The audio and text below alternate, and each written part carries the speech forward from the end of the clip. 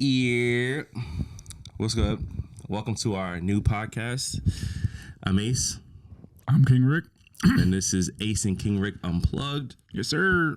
And with this, what we're going to be doing is we're going to be talking about, different topics, things on our mind, growing up as mixed race individuals. I know I look a little dark, but I'm mixed race.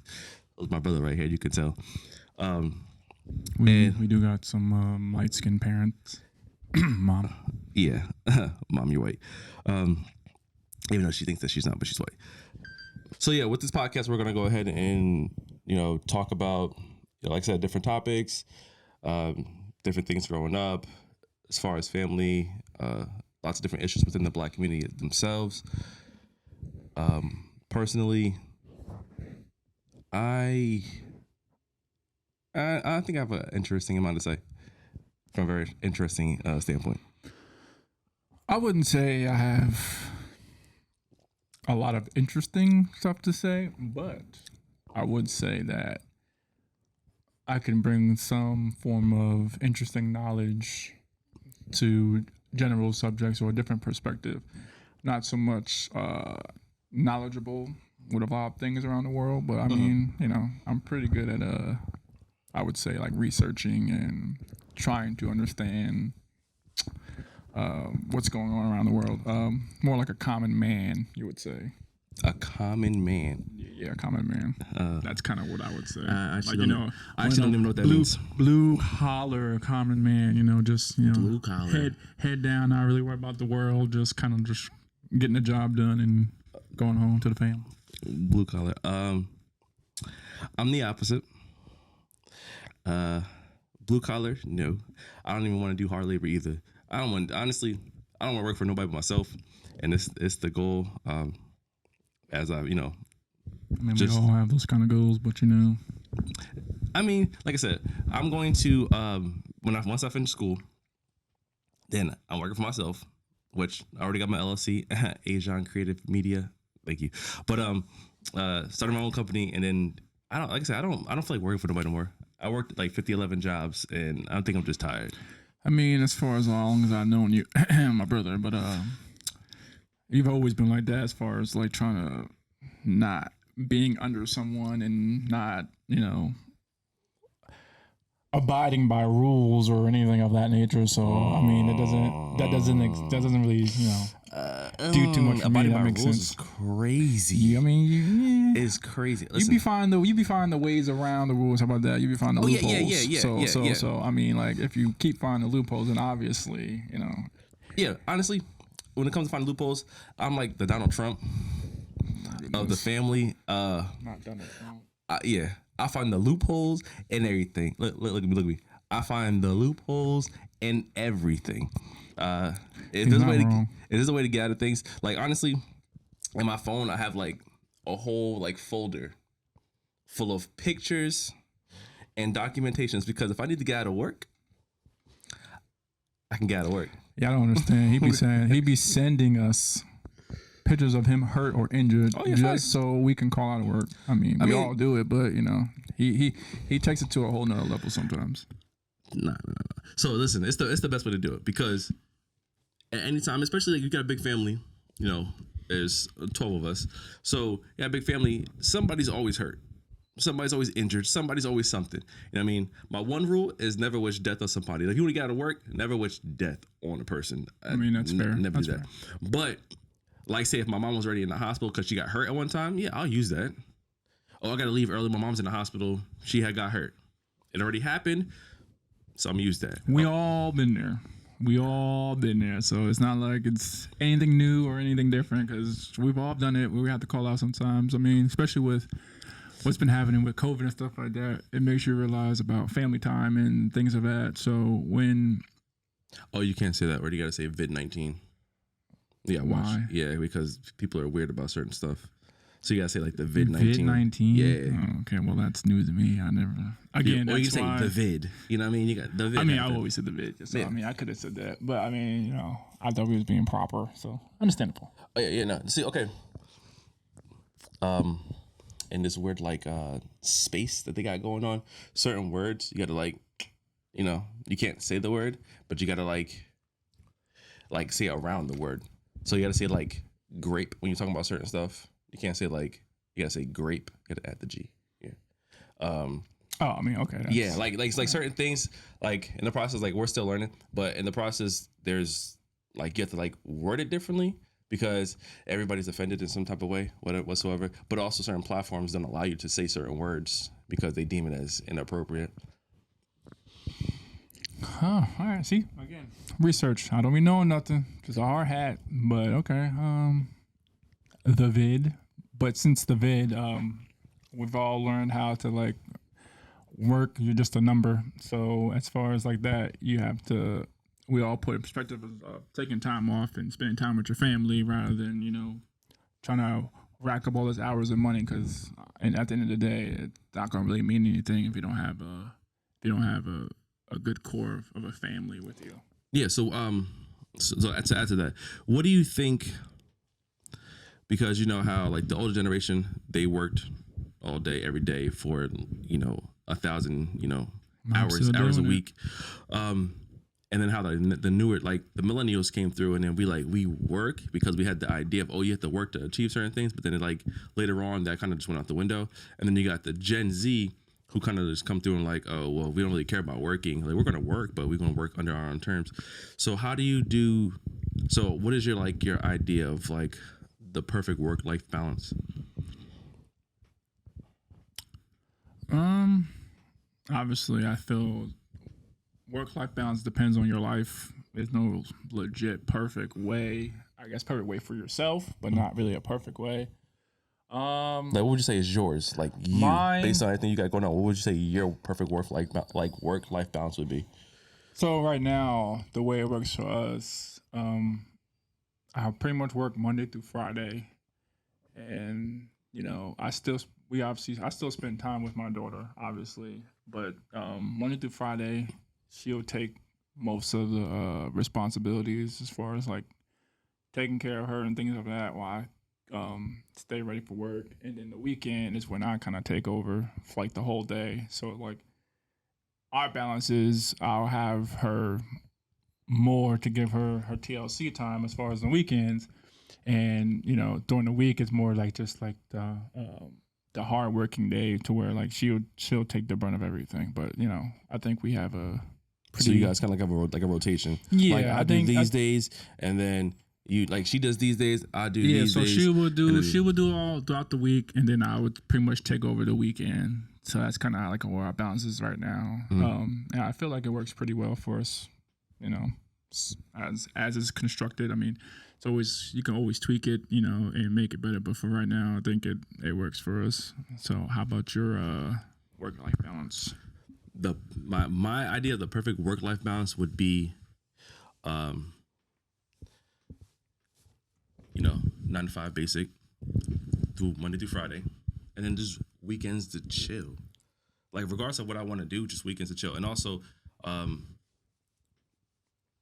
if I'm off and a job calls me in, I'm not showing up. That's my personal opinion because I'm taking my days off. Yeah, everybody's like, oh, you gotta get to the money. Like everybody's big thing is, oh, you gotta get to the money, do all that stuff, which is cool. I get it, but when you die, that money's technically gone. Well, yeah, people can do you can invest, you can do all the extra stuff. Cool. I get it as well too. But then again, in the moment in present time, I'm not gonna work until I die. And then people, make your money work for you. I get it. But I prefer to work my days, save up my money, and not put too much stress on myself. Because what's the point of working a lot and then end up hurting yourself or getting hurt from working too much? And then now you just blah. And also retirement is gone anyways for us now. Well, not retirement. Well, Social Security is gone for us nowadays. So we ain't even gonna have that. But my perfect work-life balance would be just like basic schedule, 9 to 5, or even my own business, and then I could just make my own thing. But even having your own business, that is, like a 24-hour job. People think that, it's just, you can work when you want to. Not really. When you own your own business, you gotta work a lot, and it takes a lot into, like the everyday life that you have. So me, I say working 9 to 5, basic, go to work, have my weekends off, spend time with my family, and boom. That's like my perfect work-life balance. And I feel like the vid kind of helps a lot of people with that now. Because before, like, everyone was so in the stereotypical, like you said, work, get the money, you know, not necessarily worry about family, have the wife at home doing all the work, and the wife and kid at home taking care of the household while the dad and stuff like that work. So I feel like once the vid happened, it kind of like switched that to where everyone now should take priority for themselves and, you know, their health and, you know, pretty much making life easy for them and not worrying about, again, just being a number for a company or even owning your own business. It's like you said, you put all that work into it, but sometimes it's okay. The world's not going to end if you take some time to yourself and your family and just, you know, enjoy life. Because you're only getting older. You're not getting younger. So, I mean, yeah, that is true. That is true. You know, we are only getting older. I mean, we can't rewind time and go back and try to change all the things that we didn't do. But you said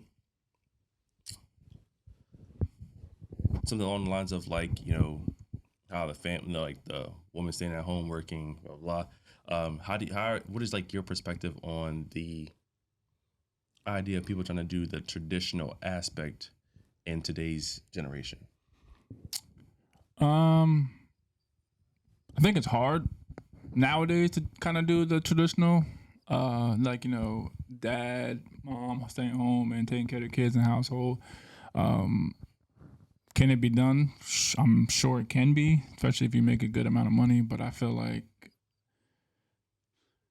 it's not that easy anymore. You need both parents to pretty much work to survive in the economy we're in now.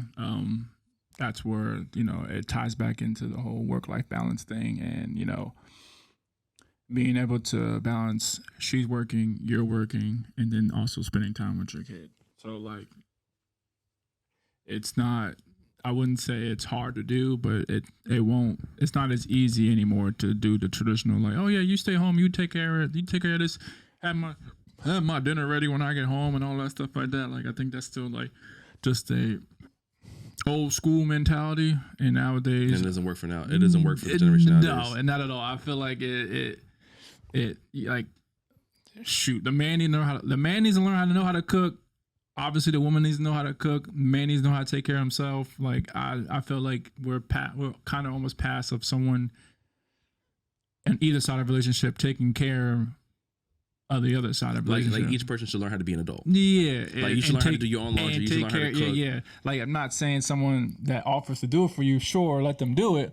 But at the same time, you should kind of know how to do it yourself. Like, don't be looking all dumb like, yeah, I haven't touched my laundry in like 2 weeks because I'm waiting for the girl to come here to do it for me. Like, bro, you sound dumb. Just go ahead and do your own damn do your own laundry. Like, because when people are in college, college sometimes, this is my perspective on college. College helps with people learning how to be an adult. Like, you're by yourself. You have to learn to do your own laundry. You have to learn to cook your own food. You have to learn. I mean, yeah, you can go to the cafeteria and get some stuff, but it's like you have to learn how to be an adult and function in society, you know, and not just rely on, oh, my clothes are dirty, so I'm putting them in a bag, and then I'm gonna go see my mom this weekend so she can do my stuff. Like, no. As an adult, you learn to pay your own bills. You have to learn to cook your own food. You gotta learn to, you know what I mean, exercise if that's what you know what I mean, that's the thing that you're doing. You have to learn how to, you know, do your own laundry, like basic necessity stuff. And then I think people, like, nowadays it's just like they're getting confused on the whole, like, I want somebody to do X, Y, and Z for me. But some of that stuff, if you can't even do yourself as a regular adult, then why would you think somebody's gonna come in and just be like, oh, I'm gonna do everything else for you, if you can even do anything yourself? College definitely teaches you time management and, like, what's efficient for you in your life. When my freshman year at King University, I'm glad mom and dad taught us a lot of the stuff that, you know, what they taught us as far as laundry, cooking for yourself, and, you know, taking care of yourself, because this is what happens when you have chores. Everyone should have some goddamn chores. Everybody. But I feel like when I was my freshman year in college, I realized like so many people, kids, did not know how to do literally anything. They didn't know the difference between detergents or how to use detergent, how to turn on a washer, how to turn on a dryer.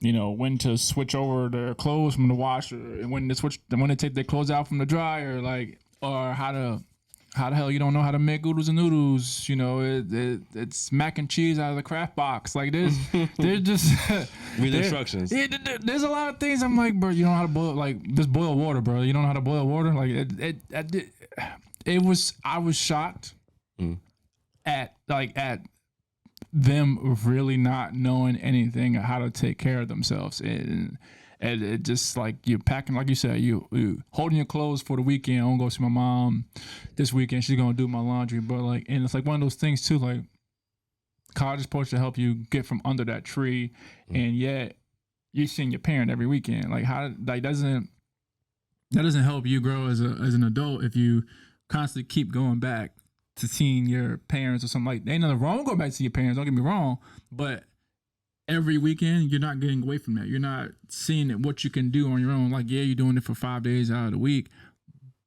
but then you're going right back to under your umbrella. Like people I went to college with, they didn't last 2 semesters. They went straight back home. Like they were done with school and then they just went straight back home. Like, and they didn't even finish college. I didn't finish college either, by the way, but I'm just saying. Go ahead and back your mic up a little. Yeah.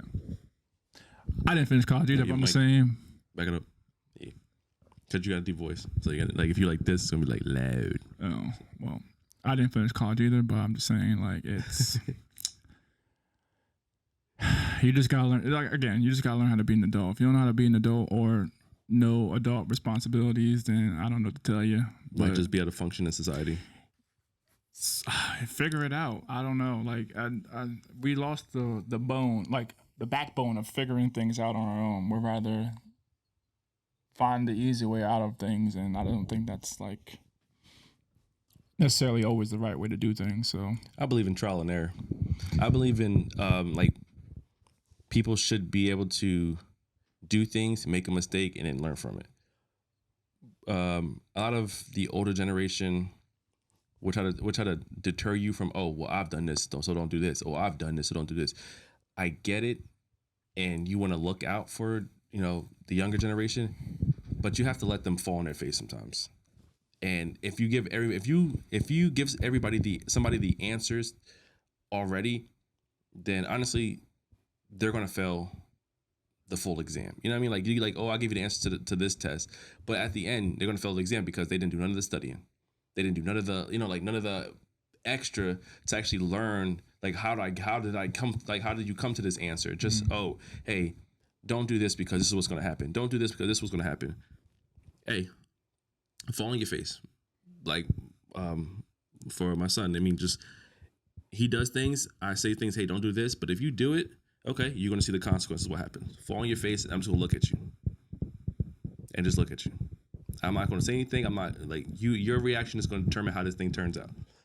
So, you know, some kids cry, some kids just look, and I think parents shouldn't always, like, you know, baby their kids that much, but that's my personal opinion. My daughter, a tough son of a gun. That's all I know. Like, I think people, like, some parents should just be like, okay, like, your child falls, okay, boom. They fall, and, you know, they look at you. Just look back. And see what they're going to do, because when a parent reacts, a child's going to react because the parent react. And most children are not going to react, you know, crying and complaining. But when parents walk over and they got like the little sad face, oh my God, what happened? The baby's going to start crying. Just look at them and see what they do. Because a lot of kids will just look back at you. And as long as you don't react, they're fine. And they just keep going on. Now, we're not saying that there should be gushing blood and you just look at them. But, you know, it's a possibility. No, there's just small scrapes and bruises that, you know, come with the trial and error of being a child. So I mean, if your child hits his head and he has like a little blood coming from his like side of his face, but he's okay to run around, let him. Take the kid to the yard. You're breeding a warrior. Take the kid to the yard. Don't be over here being like a caveman. We're definitely past the caveman era. So don't be a caveman. Just go ahead and just take the kid to the yard. Make sure he's not gonna need stitches or anything like that. Don't just look at them bloody. That's definitely the back in the day. You need to look at the child like, hey, you're bloody. Throw some dirt on it. Yeah, throw some dirt on it. You good? Basically, yeah, it was scrape. You're okay. That's a scrape. Go back outside. Go back outside. Oh, you bleeding? Yeah, we're talking about blood. I know this might seem wrong, but I bleed sometimes, and when I bleed, I lick the blood back up. I don't know why. It's like for the longest thing, I thought it was like, oh, the blood back in my body, like it's coming out. Hold on, let me.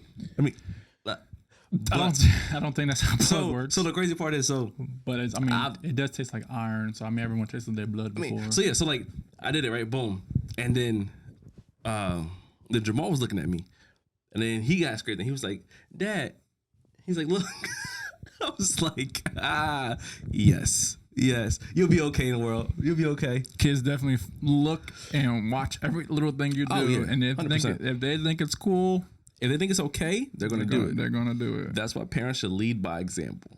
Lead by example, because no matter how young a child is, they see, and kids understand a lot more than most parents and most people think they don't.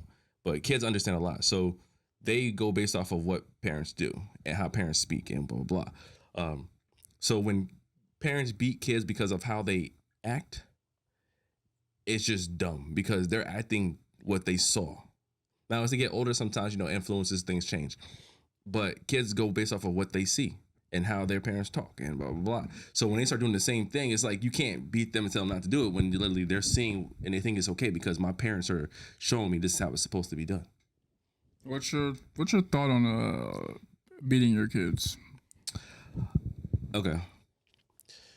Let's change the word real quick. What's your thought on disciplining your child? I'm a firm believer in disciplining your kids. Now, there is the parents that go above and beyond, that go overboard and don't know how to control their own emotions, so they be beating their kids like crazy because they can't control their own emotions. Like, kids are going to do things, they're going to get you upset, but you can't always react in anger. So, I think, if you tell a kid multiple times, don't do something, they do something, blah, blah, blah. You have this conversation multiple times throughout the week or whatever, or the month. I believe in spanking your kids. I believe you should be able to spank your kids. Pop them a couple times. Like, you ain't got to you ain't got to backhand to Jesus and just wham, you know what I mean? But I think you should be able to pop them. Like Daddy used to do for us, the little hand thing. We put your hands out, and they smack your hands real quick. Like, or boxes. Huh? Or boxes. Oh, as we got older, yeah. My dad, when we thought we were grown men coming up as, young teenagers, my dad was a firm believer in action. So you want to be grown? Yeah, square up. Square up real quick. Square up and fight. Yeah, get a couple licks. Yeah, I think it's like a rite of passage. Like every kid, I think every young adult, you're gonna test your dad. Man, you're gonna test your dad because that's like the or mom. Yeah, or mom. Yeah. But I think that's like that. That's like that rite of passage. Like, okay, I have to see. Like, I have to gauge where I'm at in life, type of thing. Like your ish don't stink. Yes. Mm-hmm. Like, man, what? Man, I've been working out, Dad. What you mean? You can't handle me. I've been in the gym a little bit. You like 50. you ain't gonna do, man. Put him up. He's like, all right, bet. Put him up. Like I said, I think you should be able, I think you punishing your kids, you should be able to. I don't believe in the whole gentle parenting thing that everybody tries to do, where it's like, oh, don't hit your kids, don't raise your voice at your kids, don't do X, Y, and Z. No, I believe that there should be a balance. I believe that you should be able to, if your kid does something outrageously crazy, I think you should be able to yell and not be like, oh my God, did you? A nice stern talking to. Yeah, like, oh, are you okay? I know you cursed at me and yelled at me, but no, forget that. First of all, watch your mouth. We can talk to your elders and you. I'll be damned if my kid cursed at me. Listen, it's gonna happen. I Kids, guess kids press it. They no. press the buttons. It's at a young age, no. When you get older, it slip out, cool. But when you trying to cuss at me at 9, 10, 11, nah. Like, nah, F you, mom. Nah. You be like, what? I guess a lot of people say, you know, it's a stereotypical thing, but nah, you ain't cursing at me at no 10, 11, nah. If you know how to curse at that age, I mean, I shouldn't hear it. Like, if you do it, like, we all did it outside when we heard the word, you know what I mean? We all did that kind of thing. But, nah, if we're in a discussion... They say people that curse are actually, like... what was it? They said people that curse are actually, like, smart? Or it was like they were developing their vocabulary or something like that? Yeah. Again, if we have an argument, discussion, and you know what I mean? And, like, if I'm talking to you about something that you did wrong and you cuss at me, nah, we got a problem. But, like, if... Nah, don't get me wrong. If it slips out, what you know what I mean? I'm not gonna be like, ooh, come here, let me discipline you real quick because you. Nah, I'm not gonna do that. But if I'm talking to you about something, and it's me telling you not to do something like that, and you kind of talk back to me in a way that you're cursing like that, nah, we ain't having that. We ain't having that. I do have a daughter though. I ain't gonna beat her up. I'm a petty dad, so just you're gonna flick. I'm a petty dad. Just you know what I mean. I'm at this age she's at now. I'm putting a lot of stuff already in the footwork of things I like to do to her. So and she's already annoyed, but I'm a petty dad. So like, get ahead and do something. I will come back. I will get you. Yeah. So yeah, to circle back. Like I said, but like how you said it, it's that in between parenting. It's not just it's not gentle, but it's also not over the top. You're like in between. Like you have to have a little bit of both to bring up a good child. Like that to me, gentle parenting. You shelter them from the world, so when they get to experience the world, they're fucked. Yeah, you know what I mean. It's like, okay, I'm not going to do this. I'm not going to do that. I'm going to shelter you. Life is okay. Everything's gumdrops and rainbows. And then as they get older, they realize... Nothing wrong with being sheltered, but like you're saying, like, being sheltered like that, no. Like, you can be sheltered as far as like, oh, man, I never took a train. I never took a bus. Yeah, that's cool. It's little things, yeah. But, like, as far as, like, being sheltered from, like, what the world really is, like, I'm not saying that you want to destroy your kid's imagination or anything like that, but at the same, like you said, it's a balance, and you want to make sure that they are ready for what the world's going to offer. The world's going to offer a lot of good things, and the world's going to offer a lot of bad things. Shit, a lot more bad than good. I mean, that's what it feels like. So, like, you want to make sure that they are prepared. You want to set the standard now. And then when the time comes, they know what to do, when to do it, and be ready for what it's going to throw at you, because it's going to throw some stones, some bricks, some rocks. It's going to throw a lot of stuff at you. You just got to be ready. Hailstorm. You can dodge them, you can catch them, or do what you got to do, but don't run away from the hardships that will happen. You can be ready as best as you can, and just take it in stride. Just take it in stride. I can see that. But this is our first episode, and we have many more in store. If you like it, make sure you guys share, like, subscribe on the YouTube. Oh wait, we never really introduced ourselves. Truthfully, we didn't introduce ourselves. Huh? We did. Not really. My name is Ace. This is KingRick, and this is Unplugged. I thought he was going more into more in depth about it. Well, we did. We talked about a little bit of things. I mean, yeah, you're right. Yeah. So it's like, it was like not like a full long introduction, but it was like an introduction. As y'all can see, we'll get deeper as time goes on. Don't worry about that. As you can see, guys, we're just throwing it out there, later on. But like I said, like, subscribe, comment. If you didn't like it, even comment. I don't care. Your negativity will not bother us. Not at all whatsoever. Once you learn more about our family, you can see why. Exactly. But thank you guys for tuning in.